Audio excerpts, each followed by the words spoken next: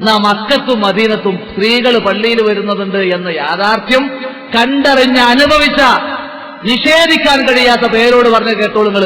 ആ പേരോട് ശബ്ദടി. ചിലർ ചോദിക്കാറുണ്ട്, ഞാനത് ഇപ്പോൾ വ്യക്തമായി പറയും. മക്കയിൽ മസ്ജിദുൽ ഹറാമിൽ സ്ത്രീകൾ പങ്കെടുക്കുന്നില്ലേ എന്ന് ചോദിക്കുന്നവരുണ്ട്.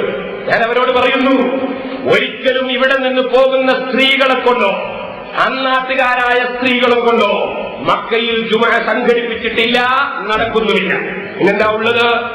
അവിടെ ആ നാട്ടുകാരായ 40 അല്ല 400 അല്ല 4000 നാട്ടുകാരായ ആയിരക്കണക്കിന് ആളുകൾ സ്ഥാപിച്ചു നടത്തുന്ന ജുമഅ.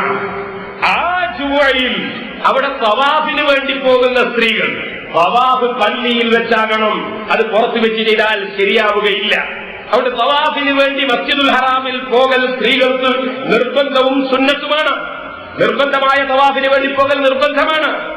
അങ്ങനെ തവാഫിന് വേണ്ടി പോകുന്ന സ്ത്രീകൾ തവാഫ് ചെയ്യുന്നതിനിടയിൽ ജുമഅയുടെ സമയമായ ആ സമയത്ത് അവർ ബാങ്ക് വിളി കേൾക്കുമ്പോ തിരിച്ച് പള്ളിയിൽ നിന്ന് അങ്ങോട്ട് ഇറങ്ങിപ്പോവുകയാണെങ്കിൽ അങ്ങോട്ട് ജുമഅക്ക് വരുന്ന പുരുഷന്മാരുമായി ഗേറ്റിനടുക്കൽ വെച്ച് കൂട്ടിമുട്ടിപ്പോകും.